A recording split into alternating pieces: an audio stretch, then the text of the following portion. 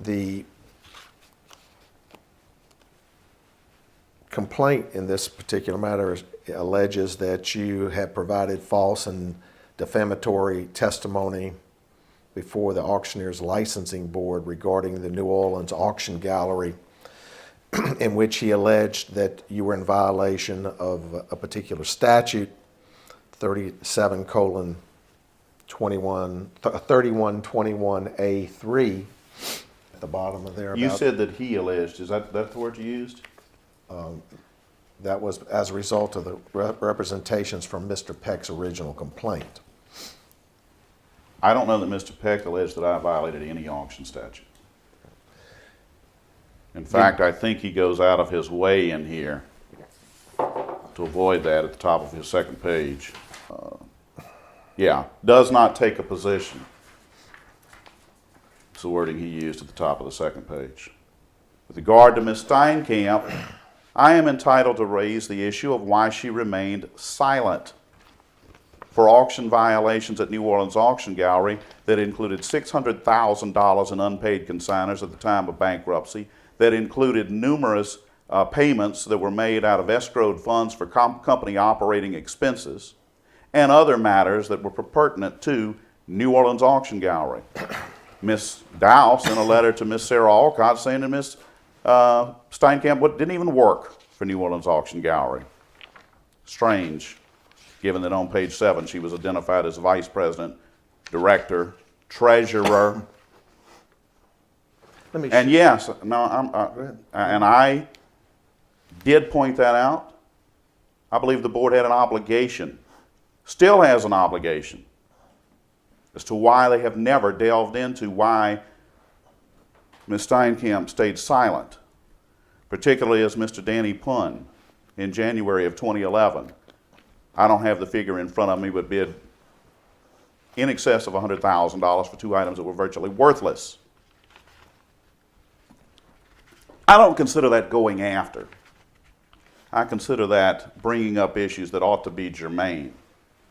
Let me show you one Now, application as D9 and ask whether or not you recognize that.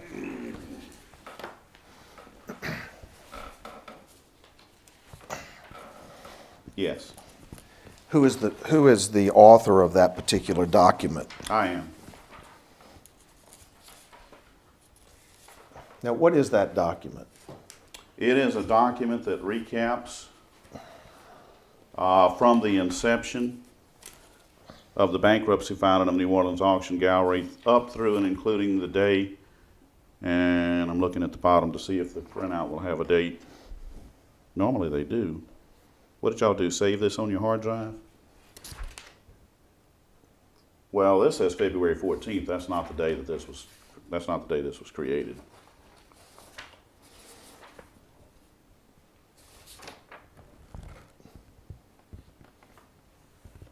I'm trying to look at the last date there was an entry made. March 29th, 2012, so it would have been right around that time. Okay.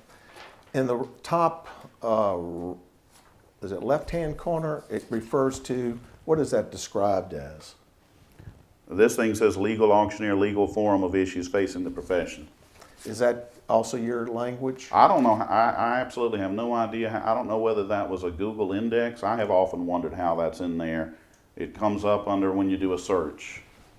I did not, to my knowledge, I never put that in there. I don't know how that comes. I've wondered that myself. This is your review of items involving the New Orleans Auction Gallery, correct? Of your view of information involving Ms. Steinkamp and some of the allegations that you made against Ms. Steinkamp as well as Ms. Dow, correct? Yes. And you have later learned that some of the allegations that you made in here were done in error, correct? Specify. Are you aware of any? Only the one about, can I see it? The date at which there was a request for an expedited hearing, and I don't know that it's referenced in here.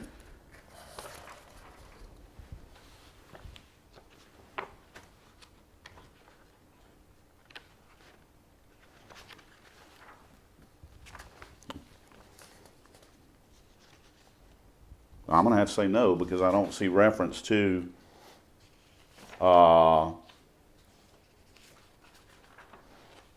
there's no reference in here to my incorrect statement that a motion to disband the unsecured creditors committee had been denied, when in reality it was a motion for an expedited hearing to disband the unsecured creditors committee. That you, in fact, in some of the information that you have contained in D9 was in fact not correct and created a false impression. Simply because you didn't have it on a complete... I don't agree with that at all. I mean, if you want to state something that you feel is false and incorrect, point it out. That Mr. Burns made the representation that the unsecured creditors committee had been disbanded, when in reality, a motion to disband the unsecured creditors committee had been denied, when in reality it was a motion for an expedited hearing. Mr. Kleinpeter then said, is he supposed to admit some fault when subsequently it was denied? So the answer to your question is no. He pointed out a small technical error that I made.